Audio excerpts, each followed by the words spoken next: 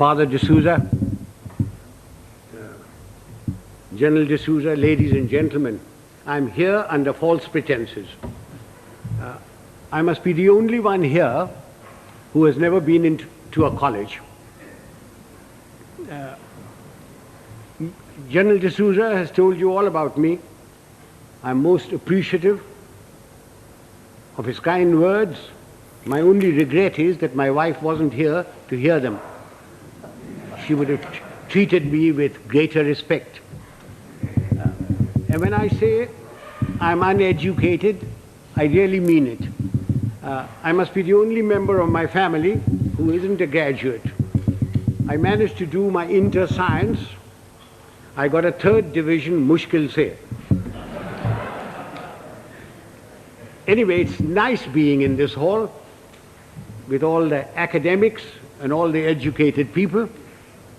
And I take this opportunity of inaugurating your Silver Jubilee series on leadership. I don't know what one does for inauguration, but may I say that I have inaugurated the thing.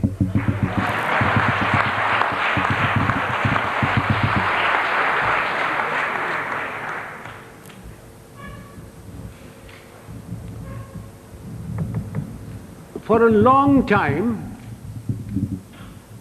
I've been watching the scene in India very carefully. Wherever I go, whenever I pick up a newspaper, I find there are shortages.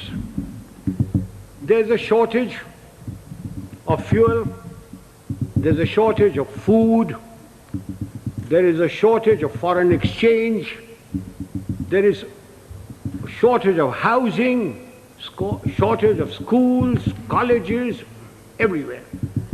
And everybody talks about these shortages. But the one shortage which is responsible for all these shortages is generally glossed over, which is the shortage of leadership.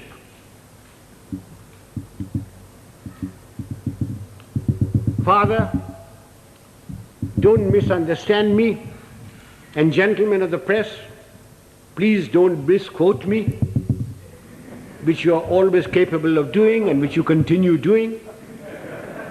When I talk of shortage of leadership, I do not mean just political leadership.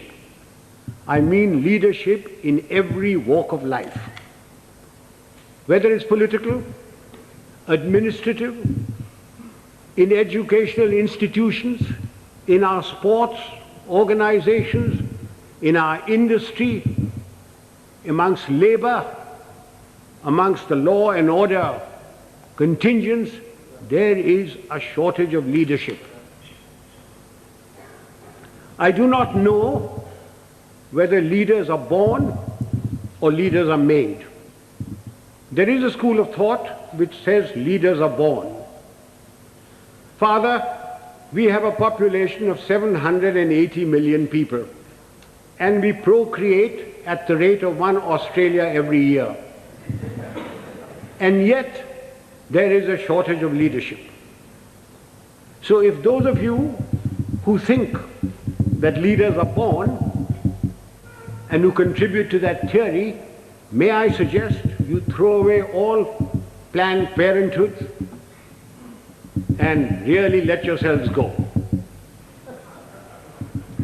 If leaders are not born, can leaders be made? It is my view that give me a man with reasonable common sense and decency, you can make a leader out of him. What are the attributes of leadership? There are many attributes. The cardinal attribute for leadership is professional knowledge and professional competence. Now you will agree with me that you cannot be born with professional knowledge. Even if you are the child of a minister, the son of a member of parliament or the progeny of a field marshal. Professional knowledge has to be acquired the hard way. It is a constant study. Professors, engineers, architects, lawyers, solicitors, doctors, they all study their professions continuously. They all contribute to magazines, to newsprints, to all sorts of things. But we in India, as soon as we reach positions of power, whether it's ministerial, secretarial, armed forces, or anywhere else, we think we are the repository of all knowledge. Professional knowledge has to be acquired the hard way. And without professional knowledge, you can never have professional competence. And if you haven't got professional competence, you cannot be a leader. I wonder, those civilian gentlemen who have been charged with the security of this country, whether they have ever read a book on the military profession. I wonder if they know the difference between a gun or a howitzer. I remember a minister one day coming to me. I'd left being the army chief then, and said, and I will talk to you in his own language, "Zara batao, ye howitzer kya cheez hoti hai?" And I said, "What are you talking about, howitzer?" Then I discovered that he meant a howitzer. And I said, "But why are you asking me? Why don't you ask the army chief and others?" He said, "Kaise पूछे उनसे? मैं minister हूँ, तेरे से तो पूछ लेता हूँ, तू जानता है कि मैं बेवकूफ हूँ." I wonder if they can distinguish a mortar from a mortar, or a gorilla from a gorilla, although a great many resemble the latter. Ladies and gentlemen, professional knowledge is a sine qua non of leadership. You have to have professional competence if you are expected to lead anything. It doesn't matter whether you are in the army, whether you are in the teaching profession, whether you are in industry, unless you have professional competence and professional knowledge, you cannot be a leader. And it has to be acquired the hard way. You've got to study all your life. What takes me to the next attribute? The ability to make up your mind and take a decision. And having taken that decision, accepting full responsibility for it. Those of us who have suffered at the hands of superiors who cannot take a decision know what it's like. An act of omission is much worse than an act of commission. An act of commission can be put right, even if the decision is wrong, by colleagues, by subordinates, by somebody. But an act of omission cannot be put right. Why does a person not take a decision? Because he lacks confidence. Why does he lack confidence? Because he lacks professional knowledge and competence. Eustace will tell you that when I was the army chief, I'd go around, ask my generals, "What are you doing about this?" And he said, "Sir, I've been thinking, I've been considering." And then I produced for myself a Manekshawism. And Father, will you forgive my language? I used to say, if you must be a bloody fool, be one quickly. Take a decision. and then accept full responsibility for it. Do you know how much money is lost in the country because somebody won't take a decision?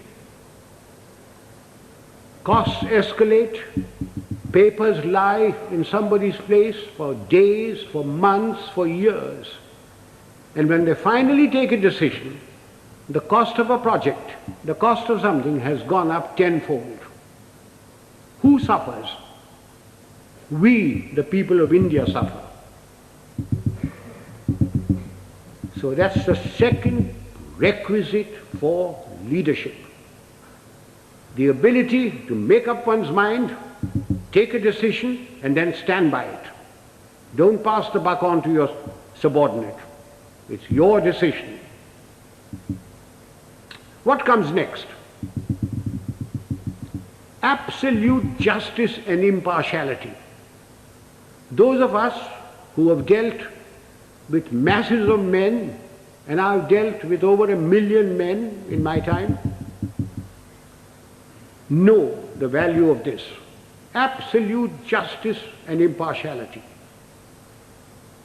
No man likes being punished, and yet men will accept punishment if they know that everybody who commits that sort of a crime gets the same sort of punishment. They will take it stoically.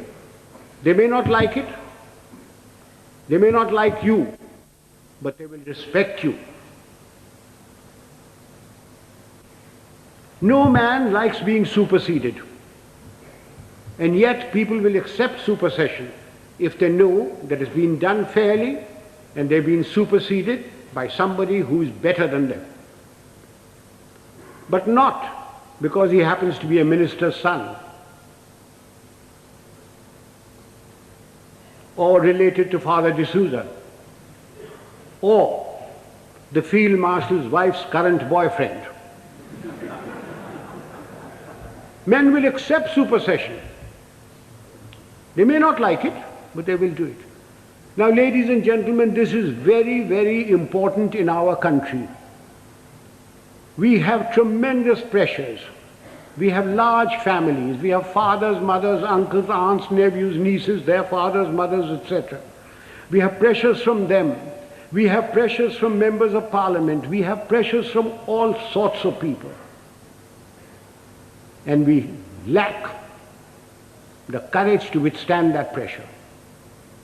This is very important for us in India. And that takes me to the next attribute: moral and physical courage. I do not know which is more important, moral courage or physical courage. Were I talking to a lot of soldiers, I would lay emphasis on physical courage. But since I'm only talking to a handful of soldiers, and mostly civilians, I will lay emphasis on moral courage. What is moral courage? Moral courage is the ability to distinguish right from wrong. And having distinguished that, you must have the courage to stand up and say your piece, irrespective of what your superior thinks, irrespective of your colleagues, irrespective of your subordinates. You must have the courage to say so. A yes man is a horrible man. He must be shunned. He is a disgrace. He may rise very high. He may become a minister. He may become a field marshal. But he will never, never become a leader. He will be used by his superiors. He will be disliked by his colleagues, and his subordinates have no respect for them. Moral courage is essential. Now, since you wanted to know Some examples of moral courage from my past. I will give you a little story. In 1970, when General Yahya Khan put all the pressure on East Pakistan as it was then, and refugees started coming to India, there was a cabinet meeting. I remember the date very well, 28th of April. I was summoned. I had a very strong Prime Minister and Mrs. Gandhi, who ranted and raved at me, said, "What are you doing about it? I've got so many refugees. The Chief Minister of Bengal has just sent me a telegram. The Chief Minister of Tripura has done this. The Chief Minister of Assam is writing that there are more Bengalis there than their own population. What are you doing about it?" And I said, "Nothing. It's got nothing to do with me." And she said, "I want you to go in and take action." And I said, "Do you know what that means, Prime Minister?" And she said, "No." I said, "It means war." And she said, "I don't mind if there's war." So I said, "May I please quote from the Bible, the first book, the first chapter, the first verse? God said, 'Let there be light,' and there was light. And you say, 'Let there be war,' there will be war. Are you ready?" I'm not ready. I'm not prepared. It is not the right time to go in. The monsoon will break very shortly, and the whole of East Pakistan will be a swamp. I will not be able to operate. The Air Force will not be able to operate. April is a month when we glean the harvest. And the Agriculture Minister was Mr. Fakhruddin Ali Ahmed. And I said, "I will require every railway wagon, I will require every train, I will require all the road space to move my troops. And you will not be able to move your harvest. And then if there is a famine, don't blame me." And I said, the passes in the Himalayas start opening now, the snow melts. And then if the Chinese give us an ultimatum, I will have to fight on two fronts. And then the External Affairs Minister, the Khalsa, Sardar Swaran Singh, said, "Do you think China will give ultimatum?" And I said, "You are the foreign minister, you tell me." And then my own minister, Jagjeevan Ram, who couldn't call me Sam, who used to call me Sham.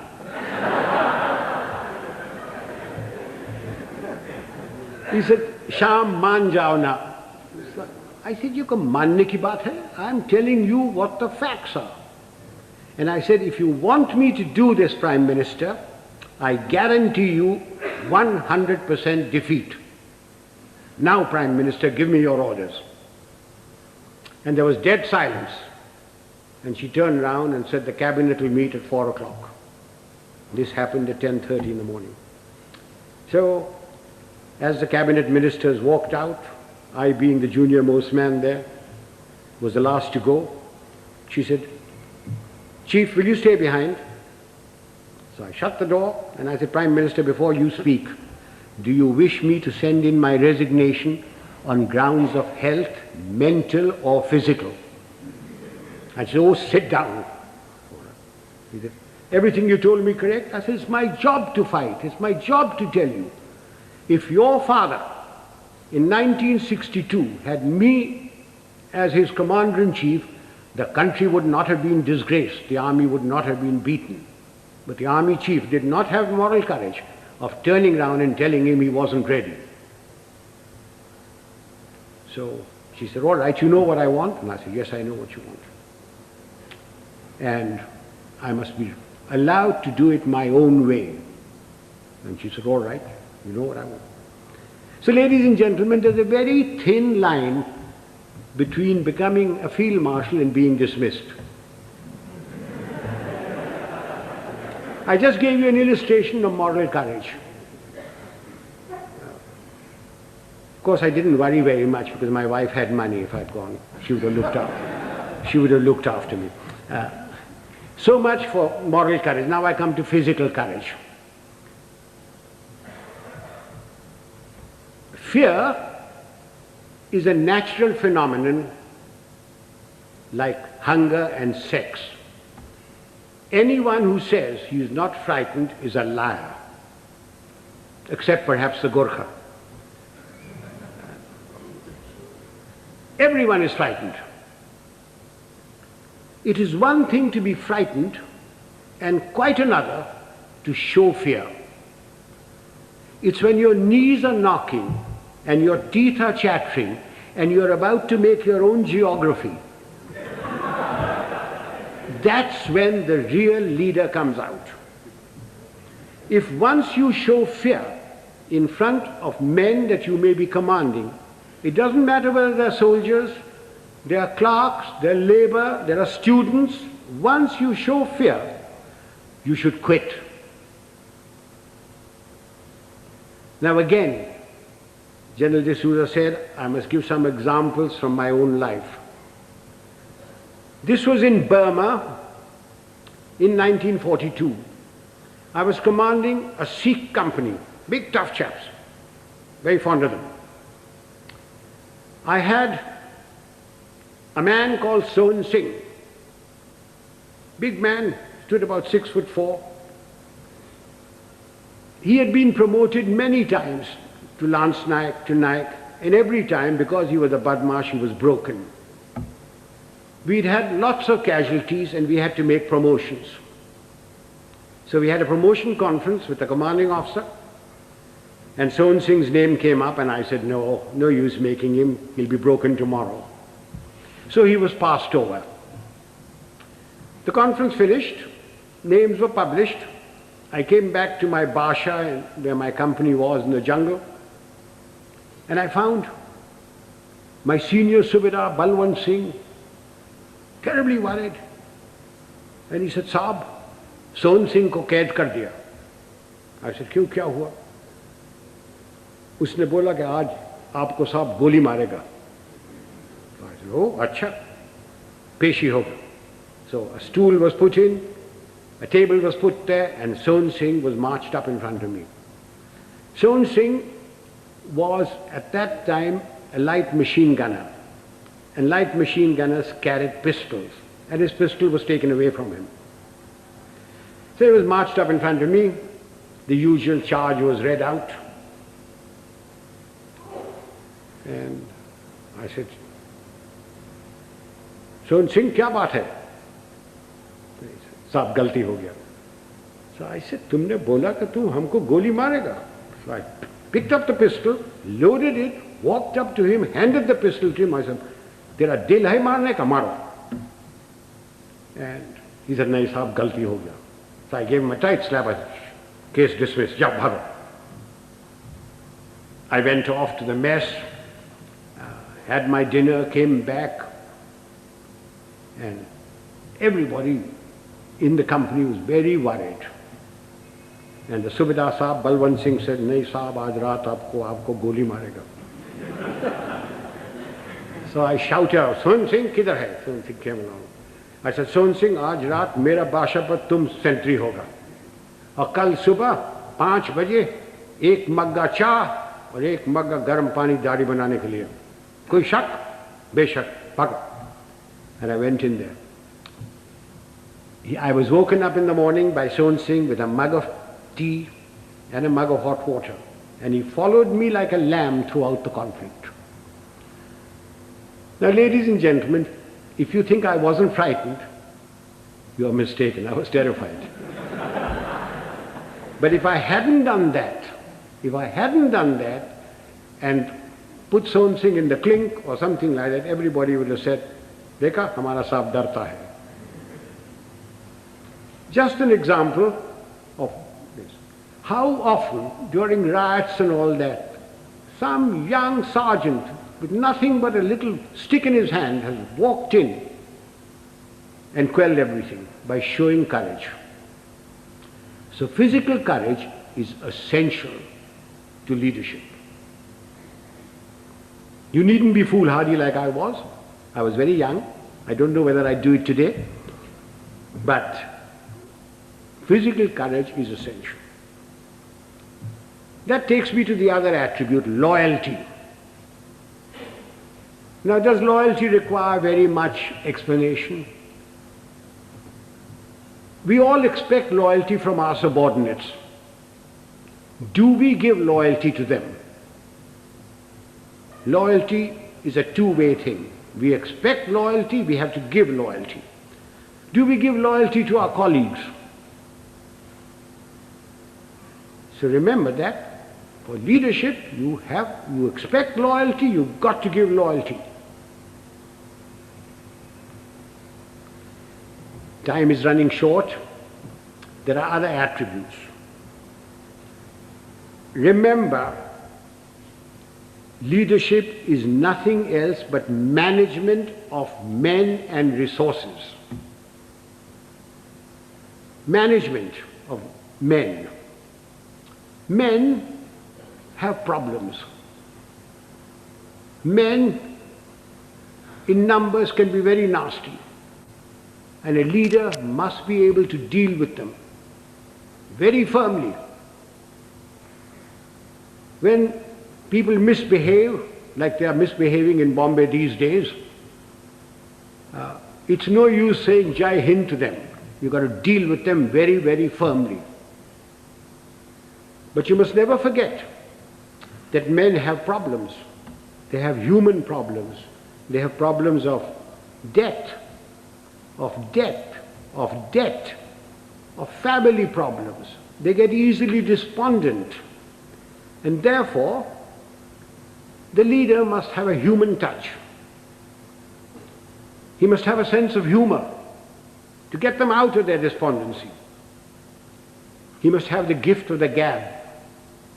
Unfortunately, our leaders have the gift of the gab, but they have no sense of humor.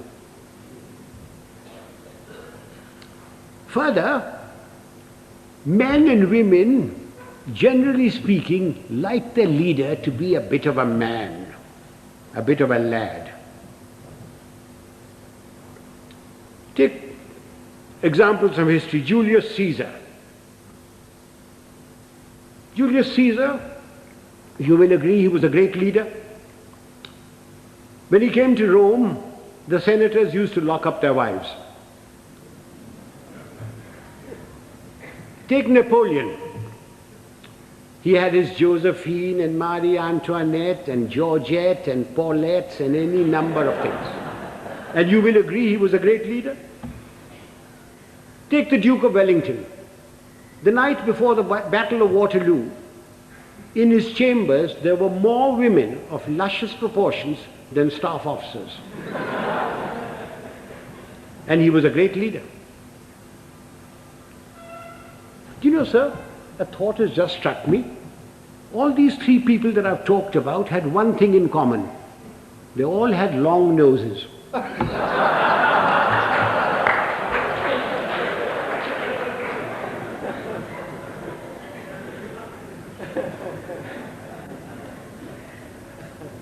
If my time is not up, can I crave your indulgence and talk for another 10 minutes? Ladies and gentlemen, no amount of leadership will put things right. There are two other aspects that we Indians must know and we lack badly. One is discipline and the second is character. What is discipline? Discipline is a code of conduct for decent living in society one with the other. Who lays down this code of conduct? Not the Prime Minister, not Parliament. Of course it's laid down in the Army Act. But I'm not trying to impose the Army Act on you. This code of conduct has come to us from father to son, from mother to daughter, from times immemorial. It's in the Bible, it's in the Gita, it's in the words of Nanak, in the sayings of Muhammad and Buddha. It's all come down. It's been refined as cultures have changed. Again, let me illustrate this by example.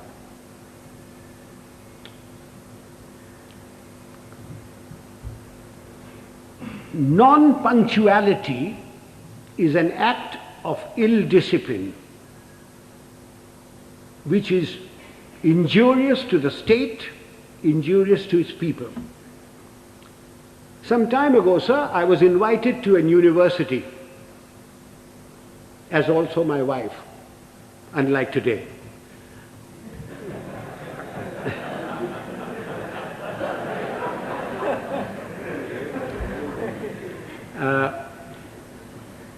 I was called there at a convocation at 5 o'clock in the evening. And having been in the army for 50 years, telling the driver, go slow, go fast, arrived there at 5 o'clock in the evening. I was received by the Vice Chancellor and his lady, the Union Secretary, escorted to the dais. My wife too was asked to sit on the dais, and she politely refused, saying that she'd much rather sit down, as this is the only opportunity she has to look up to me. And as usual, I was garlanded. The Vice Chancellor sang my praises and asked me to talk to these people. There were about 5,000 boys and girls there, plus deans, plus professors, plus lecturers, everybody.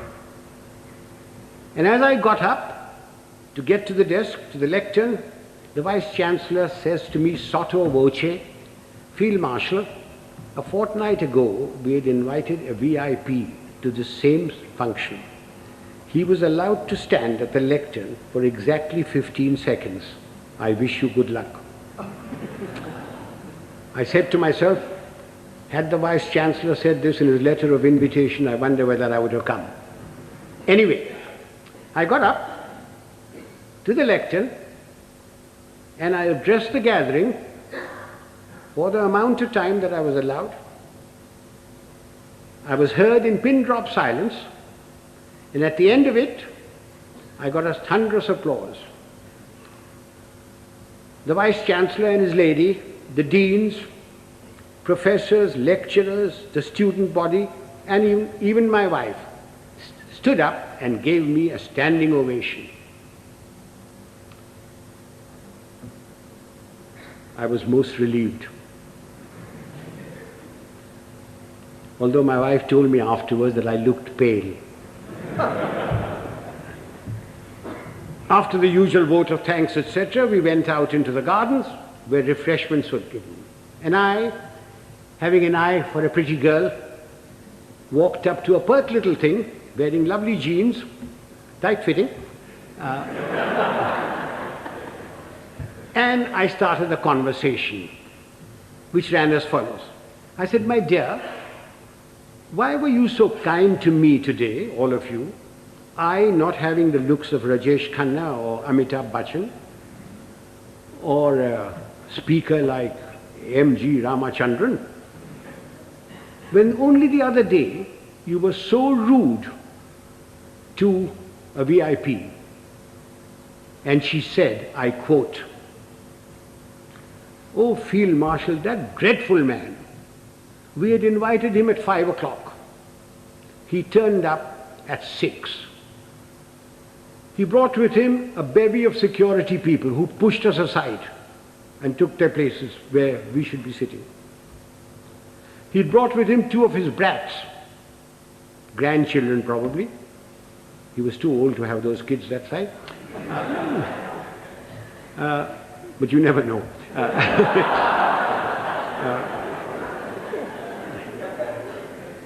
He was received by the Vice Chancellor and lady. He was the Union President garlanded him, and he demanded garlands for his 2 brats. The Union President, being very flexible, diverted the garlands for the Vice Chancellor and his lady to these brats. And then the Vice-Chancellor sang his praises, saying how fortunate we were that he had come here, that he has done so much for the country. And all the while, this man sat there. He had come unwashed, unshaven, wearing a dhoti, exposing 4/5 of his legs, scratching away. And the Vice-Chancellor said that the worthy had been to jail. When he said that, the girl said, I almost shouted he should be there now. Then the Vice-Chancellor asked him to go to the lectern and to talk to us. So he picked up the lemonade or limca or whatever was there, which belonged to his female offspring, and took a sip, which started a howl. When that subsided, the worthy came to the lectern and said, friends and well-wishers, I have not had time to prepare my speech, but my secretary has written something for me, and he produced a whole heap of paper. He said, without any premeditation, without any thought, we made a stay, very short. I unquote. Sir, I thank my lucky stars that 50 years in the army had made me come on time, that I'd been brought up to shave in the morning and shave in the evening if there was a function, that I had a lounge suit on, and although I have very nice legs, I didn't expose them, that I didn't suffer from itch or eczema to indulge in the scratching of the unmentionable.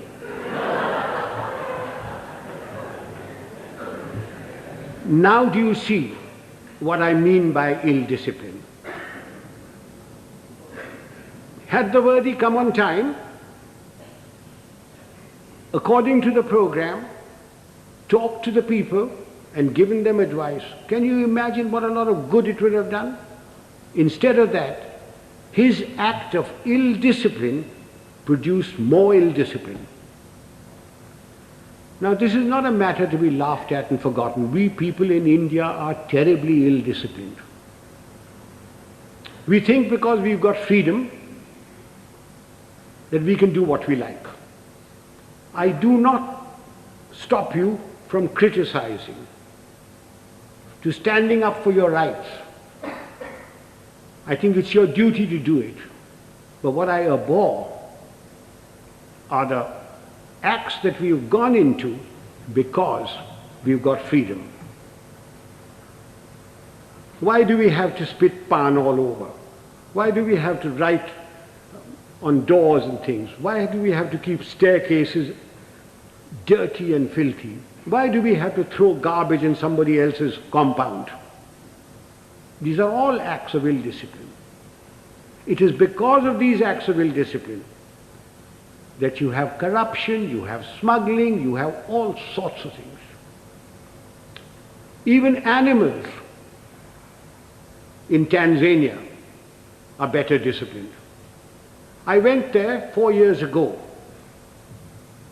and I saw lions, lionesses, zebras, etc.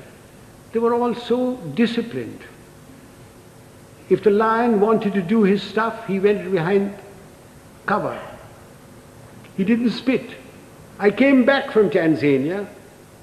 I arrived at Bombay airport. I cleared my baggage, and as I was walking out, there was a big, fat slob of a man who squirted damn pan on my trousers. And when I gave him a tight kick, he was most indignant. He didn't think he'd done any wrong. Why? Why do we tolerate it? So much for discipline. So everybody's been extremely well disciplined so far. Will you give me your indulgence for just another few minutes? I said character. By character, I don't mean the sort of thing which the father will preach to you. Of course you must be honest. Of course you must be truthful. Of course you mustn't covet thy neighbor's wife. Not when father is listening. Of course you mustn't. All that is part of character. But I mean something bigger. It's knowing yourself, knowing what you really are. Unfortunately, we lack that sort of character. And what little we have is denuded by our fans, by the sycophants around us, by the hangers-on. Again, let me illustrate this by an example. Some years ago, Hollywood produced a picture of the great violinist and composer Paganini. And they got a very handsome actor, tall, good actor, who had some knowledge of the violin, to take the part of Paganini. And he was drilled to perfection, so that when that little cadenza was played and screened, the critics raved over it, raved at the movement of his fingers and of his bow. And this man's fans, sycophants, hangers-on, went on telling him that he was greater than Menuhin, greater than Heifetz, greater than Chrysler. And the man started believing it. And it took 8 months in a psychiatric home to rid him of this delusion. Do you know, sir, after the 1971 conflict, my fans, my hangers-on, the sycophants around me kept telling me, "Sir, you are the greatest general the century has produced. You are better than Rommel. You are better than Guderian. Auchinleck was nothing." And just as I was beginning to believe it, the Prime Minister created me Field Marshal and sent me off to the Nilgiris. And a hard-headed, no-nonsense wife deprived one more inmate of a psychiatric home. I thank you, sir.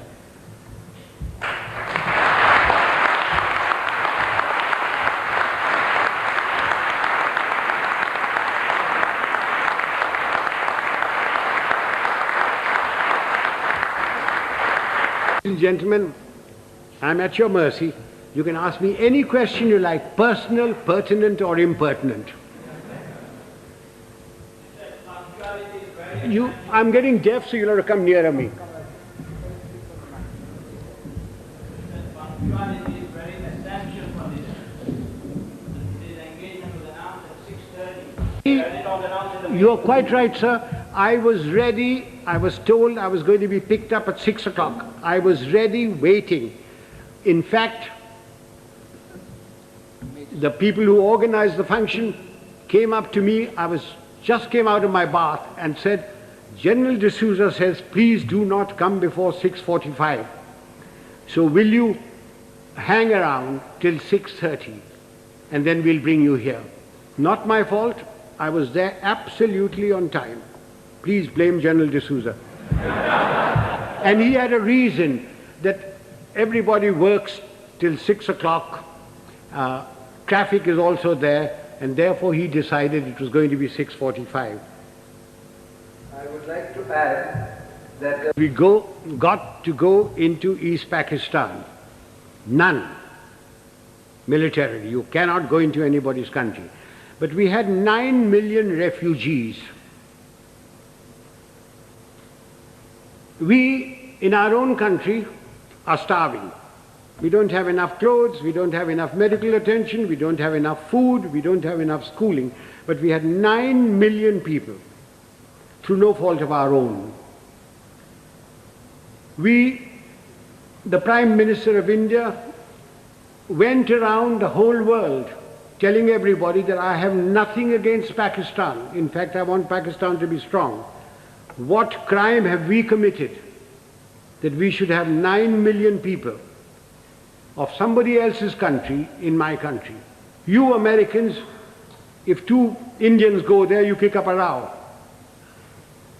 You, the French, won't accept anybody coming in. The British don't. Why are you asking me to keep 9 million men? Yahya Khan is your friend, not mine. Please persuade him to take these people back or create conditions so that they go back. If you don't, then I shall have no recourse but to ask, I was a general then, General Manekshaw to create those conditions. Now, we had no intention, no desire to go there. All we wanted was these people to go back. And they would never go back so long as the Pakistan Army was doing what it was in East Pakistan. I certainly spoke about it. I understood the problem as a soldier and also as an Indian. Now, you asked me about Sri Lanka. The number of refugees that have come in, very small. In fact, they don't want to go back. They're being pushed back. If 2 million camels had come in, perhaps we would have had to take some action. Have I answered that question? Would the young lady stand up? Let me look at her.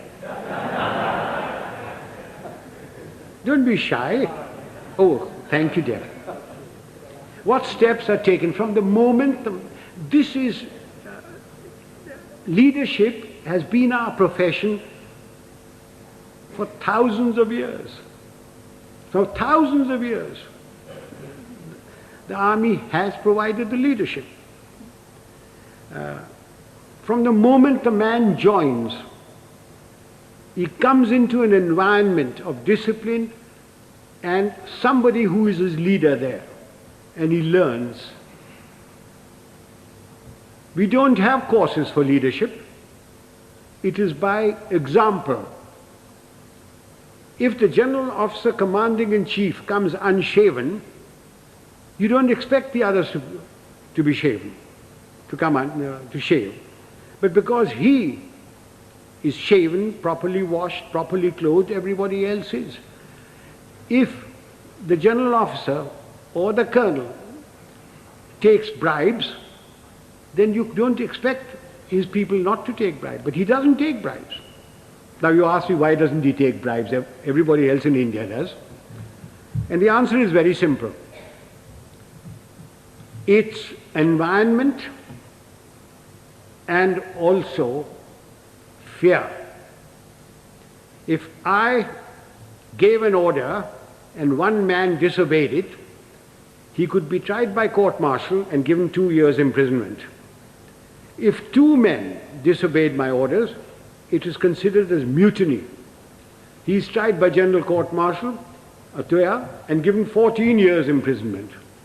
But in civil life, who cares? The policeman takes a bribe. The inspector takes a bribe. Somebody disobeys orders, what happens? You suspend him. He gets a writ petition by paying 25 rupees to any wakil. His case drags on. Eventually he is reinstated, probably gets promotion. But in the case of the army, there's an environment from the moment he joins, plus fear. There is great fear.